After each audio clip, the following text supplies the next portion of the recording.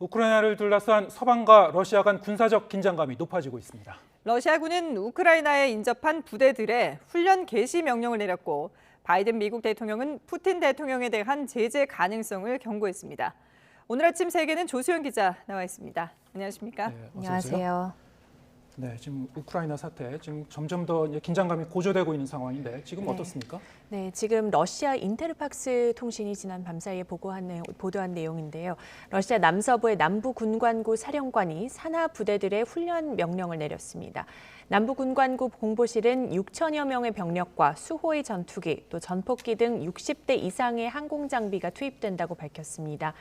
가상 공격을 피하기 위한 대피 기동, 또 미사일 발사 연습 등이 훈련에 포함된다는 설명입니다. 또 우크라이나와 국경을 접한 서부 군관구 소속 부대에도 훈련 명령이 내려졌습니다. 오는 29일까지 이어지는 이 훈련에는 군인 1,000여 명과 100대의 군사 장비가 투입된다고 합니다.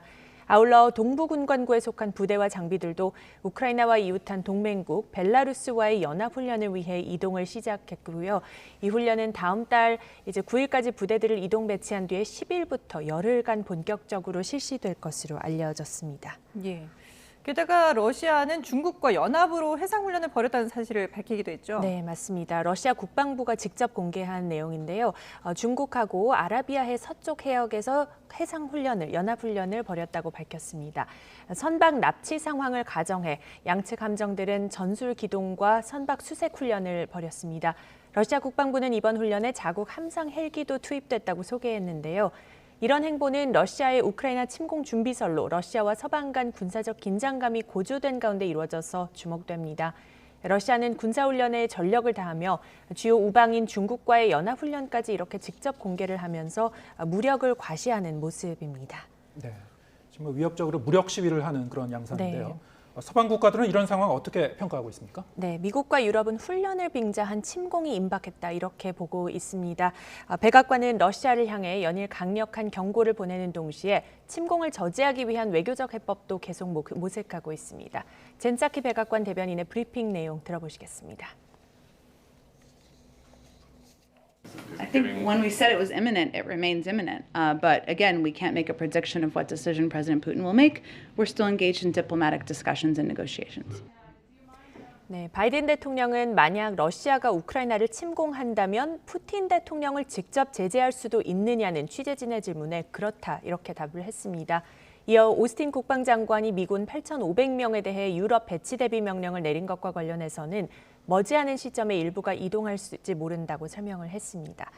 독일과 프랑스 정상도 러시아를 향해 침공 시 아주 큰 대가를 치를 것이라며 긴장 완화를 위한 명백한 조치를 촉구했는데요. 마크롱 프랑스 대통령은 오는 28일 푸틴 대통령과 직접 통화할 예정이라고도 밝혔습니다. 네. 그런가 하면 바이든 정부는 독일과 러시아 간의 직통 가스관이 중단된 것을 전제로 하고 유럽에 대한 에너지 대책을 강구한다고 하는데 이게 어떤 의미가 있는 건가요? 네, 물론 러시아에 대한 제재 준비 작업을 본격화하는 그런 수순이라고 볼 수가 있겠습니다. 미국 당국자가 말한 내용을 전해드리면요. 미국 고위 당국자입니다. 유럽 지역 에너지 공급을 보호하기 위한 논의가 진행 중이라며 액화 천연가스 사업자를 포함한 광범위한 단위가 포함됐다고 밝혔습니다. 이 당국자는 러시아 이외 지역에서 추가로 확보할 수 있는 천연가스 물량을 파악 중이라면서 전 세계의 주요 천연가스 생산 업체들과도 논의 중이라고 설명했습니다. 각 업체의 여력과 이 물량을 유럽에 팔 의향이 있는지 확인을 하고 있다면서 유럽이 겨울과 봄을 날 수 있도록 충분한 대체 공급망 확보를 기대하고 있다고 강조했습니다. 미국과 유럽은 이렇게 군사적 대응 가능성에 대비하는 동시에 금융 경제 제재를 위한 사전 준비 작업에 들어간 사실을 공식화하면서 러시아를 계속 압박하고 있는 것으로 풀이됩니다. 네, 그렇다고 하더라도 이제 무력 충돌을 피하는 쪽으로 가는 게 최선일 텐데. 네. 일단 그 외교적 해법의 희망을 놓진 않고 있는 것 같아요. 지금 나토 사무총장 같은 경우에는 여전히 외교적 대화의 가능성을 놓지 않고 있다. 이런 입장을 밝혔죠? 네, 맞습니다. 사실 현재 상황을 전해드리면 지금 나토 회원국들이 우크라이나에 무기를 지원하고 있는 상황이고 그다음에 현지의 주변에 우크라이나 주변에 군사력을 강화하고 있는 동유럽 일대 속속 병력을 강화하고 있는데요. 그럼에도 불구하고 말씀하신 대로 동시에 옌스 스톨텐베르그 나토 사무총장은 대화를 할 준비가 돼 있고 긴장 완화 조치를 논의할 의향이 있다고 밝혔습니다. 그러면서 이번 주 내에 서면 제안을 러시아에 전달할 것이라고 말했습니다. 스톨텐베르그 사무총장은 여전히 외교적 해법은 있지만 이는 러시아가 긴장 완화에 나서고 나토, 동맹들과 정치적 대화에 관여하는 것을 전제로 한다고 설명했습니다. 또 나토는 우크라이나에 전투 군대를 배치하지 않을 것이라면서도 이것이 동맹을 방어하는 데 대한 나토의 약속과 준비 태세에 대한 오해로 이어져서는 안 된다고 강조했습니다. 스톨텐베르크 사무총장이 언급한 서면 제안에 어떤 내용이 담길지와 또 러시아가 이에 어떻게 응할지 이번 주 상황 계속 지켜봐야 할 것 같습니다.